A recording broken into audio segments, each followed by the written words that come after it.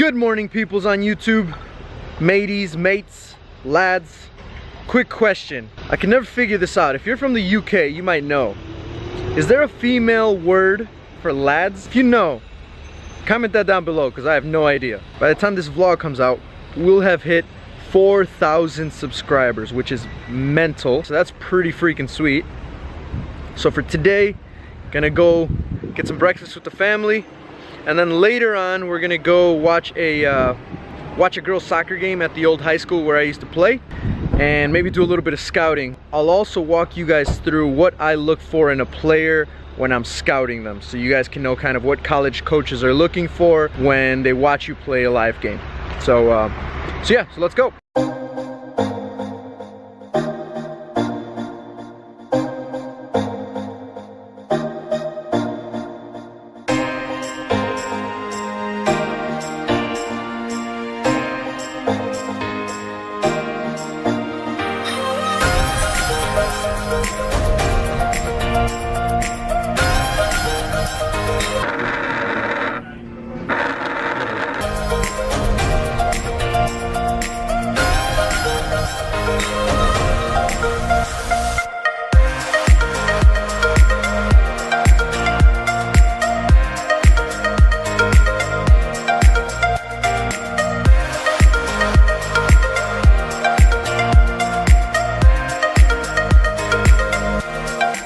So I'm here at the game now, and we're watching some of the girls play from my old high school. It's really cold, it's windy, but it's a good opportunity to scout. And after the game, when I head back home, I'll kind of run you guys through what I look for when I'm scouting. But for now, we're just gonna kind of watch, enjoy the game, and see what happens.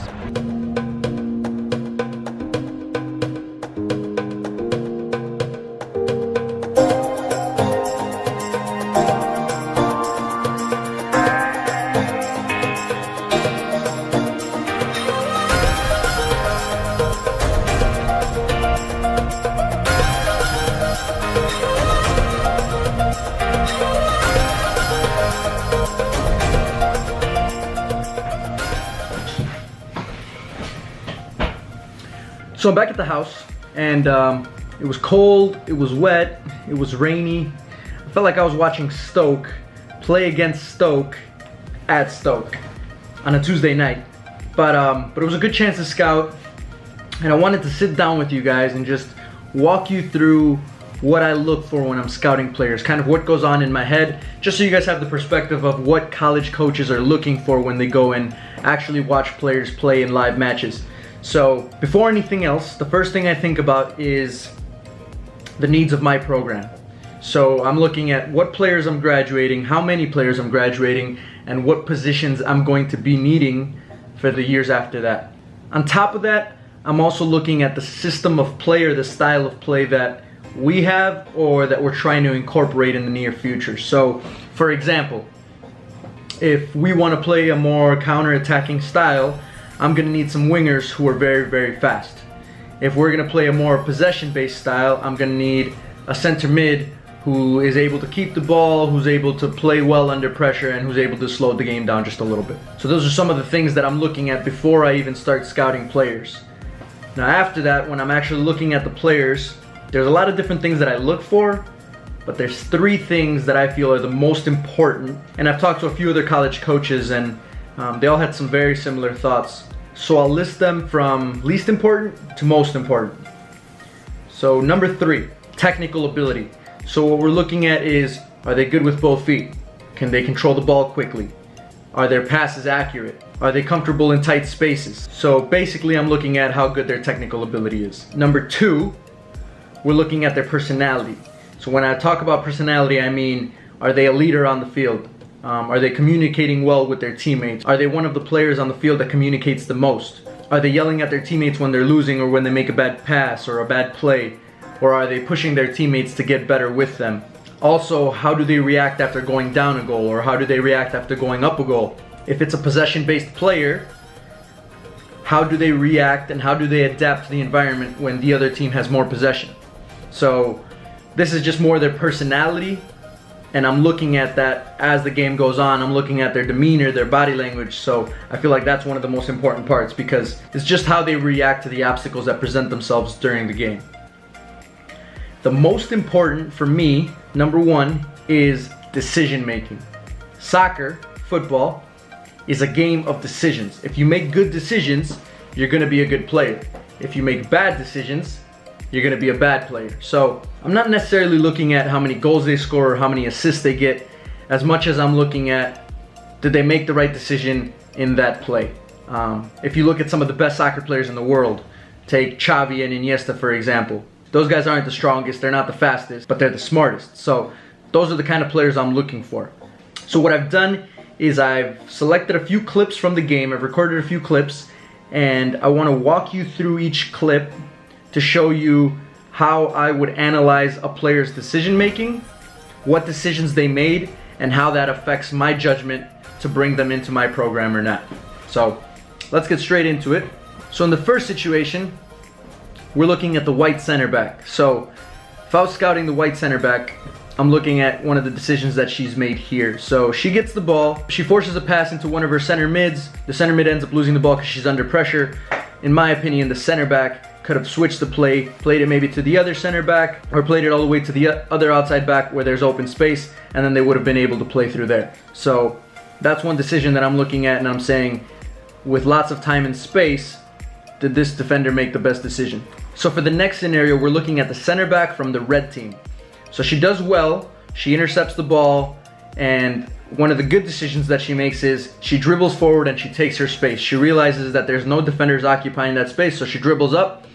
What worries me is that she has time and space again, just like the other center back, and she plays a ball in behind, and she fails to realize that the opposing defender on the white team, that outside back, has covered the space, not allowing the winger to run into the space. So for me, a much simpler option would have been to just play the winger at her feet, connect the pass, and then slowly move up instead of trying to force the ball in behind when the opposition has already set.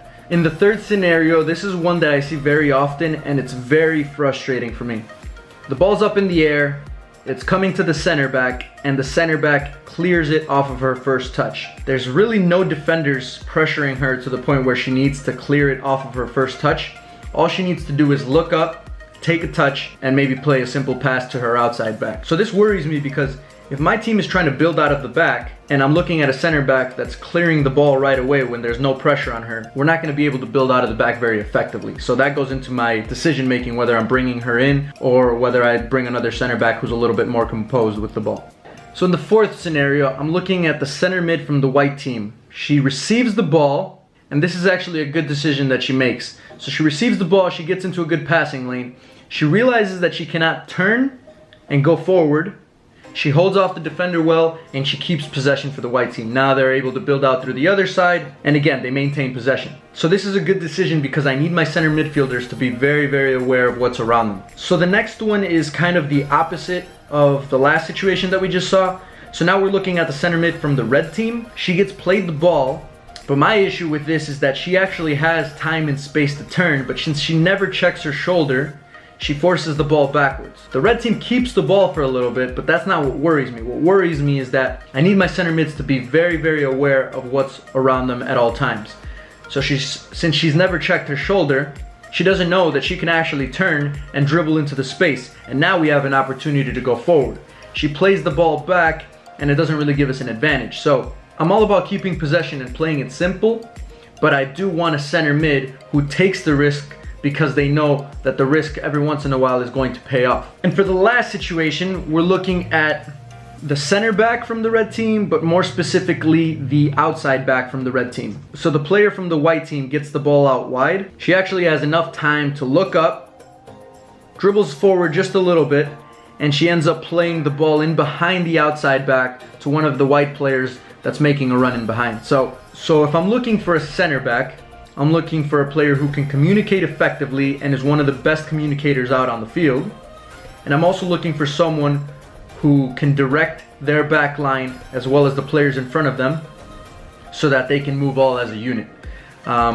So in this case, the white player is making a run, but the center back never alerts the outside back to check her shoulder or to pick her up. so the player has a free run in behind where she receives the ball. If I'm looking at the outside back, what worries me is that she's stuck in the middle of nowhere. She's disconnected from her line because she's not sure whether to cover the space or whether to eventually go help her teammate out and make it a 2v1 situation. So she kind of gets stuck in the middle, leaving a gap for the white player to run into.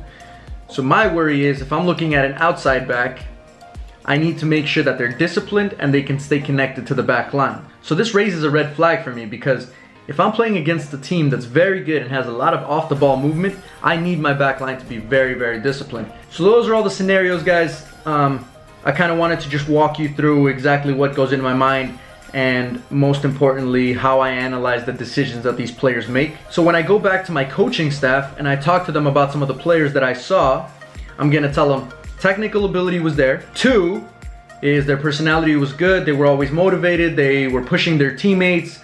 They were a leader out on the field, and those are the kind of players we're always looking for. And 3, their decision-making process was good. They made a lot more positive decisions than they did negative decisions, and that's what's really going to tell me this is a player that we want to bring in.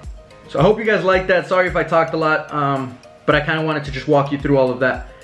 As far as the giveaway, I will do a giveaway. I saw the feedback that you guys gave me and I thought it was great, but I'm gonna wait just a little bit. We're probably gonna do the giveaway when we have 5,000 subscribers. So we just hit 4,000.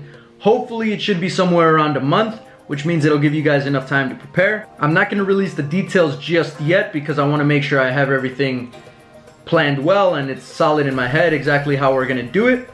But there will be a giveaway. I'll be giving away 2 shirts. Stay tuned. I will be doing a lot more soccer related videos like this. I hope you guys like it. If you do, make sure you hit the like button.